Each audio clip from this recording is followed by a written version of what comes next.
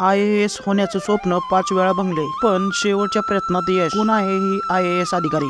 नमस्कार मित्रांनो, गॉसिप गप्पा गोष्टी या यूट्यूब चॅनलवर आपल्या सर्वांचे पुन्हा एकदा सहर्ष स्वागत. IAS किंवा IPS अधिकारी होण्याचं अनेकांचं स्वप्न असतं, पण काही लोकांनाच यात यश मिळतं. जे लोक सातत्य आणि चिकाटीने अभ्यास करतात त्यांना या परीक्षेत यश मिळतंच. तर असंच एक उदाहरण आम्ही तुमच्यासमोर घेऊन आलो आहोत. ही महिला अधिकारी शेवटच्या प्रयत्नात कशी उत्तीर्ण झाली हे जाणून घ्या. त्या अधिकारीचं नाव आहे प्रियंका गोयल. IAS अधिकारी प्रियंका गोयलच्या प्रवासातून तुम्हाला देखील एक प्रेरणा मिळू शकते. प्रियंका हिने 6व्या आणि शेवटच्या प्रयत्नात UPSC नागरी सेवा परीक्षा 2022मध्ये यश मिळवलं. दिल्लीत राहणाऱ्या प्रियंका गोयलने दिल्ली विद्यापीठाच्या केशव महाविद्यालयातून BCom केले आहे.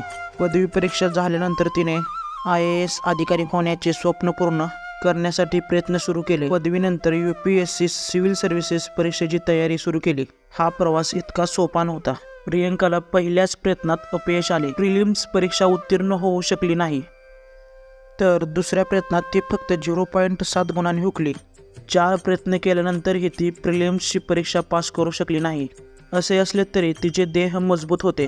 तिने मागे वळून पाहिलेच नाही. शेवटच्या प्रयत्नात UPSC सिव्हिल सर्व्हिसेस 2022मध्ये प्रवेश केला आणि अखिल भारतीय 369वा क्रमांक मिळवला. लोक प्रशासन या वैकल्पिक विषयात तिला 292 गुण मिळाले आणि मुलाखतीत 193 गुणांसह एकूण 965 गुण तिने मिळवले. Subscribe now and press the bell icon.